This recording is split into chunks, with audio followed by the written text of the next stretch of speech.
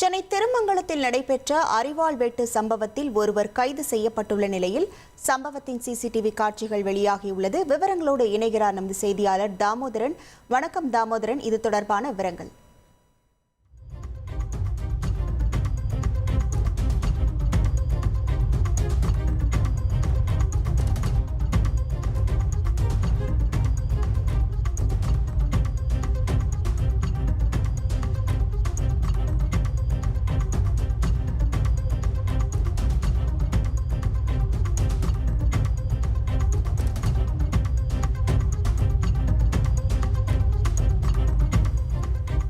சென்னையில் அரிவாள் வெட்டு சம்பவத்தில் ஒருவர் கைது செய்யப்பட்டுள்ள நிலையில் இந்த சம்பவத்தின் சிசிடிவி காட்சிகள் வெளியாகியுள்ளது. அதனை நாம் திரையில் பார்த்துக் கொண்டிருக்கிறோம்.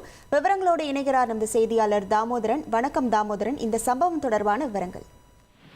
சென்னை திருமங்கலம் திருவீஸ்வரர் நகர் காமராஜர் தெருவை சேர்ந்தவர் மணிகண்டன். இவர் பாஜக நெசவாளர் அணி மாவட்ட தலைவராக உள்ளார்.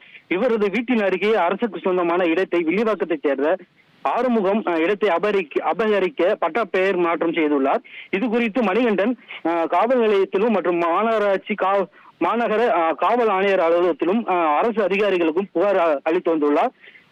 இன்று அளித்து வந்த நிலையில் இன்று காலை மணிகண்டன் வீட்டு வாசலில் உள்ள பிள்ளையார் சிலைக்கு பூஜை செய்து கொண்டிருந்த போது ஹெல்மெட் அணிந்த ஒருவர் கத்தி அருவாளால் கொண்டு மணிகண்டனை வெட்ட முயன்றுள்ளார். மணிகண்டன் அவரை தடுக்க ஆவேசமாக அருகில் இருந்த ஹெல்மெட்டை எடுத்து அவரை தாக்கியுள்ளார்.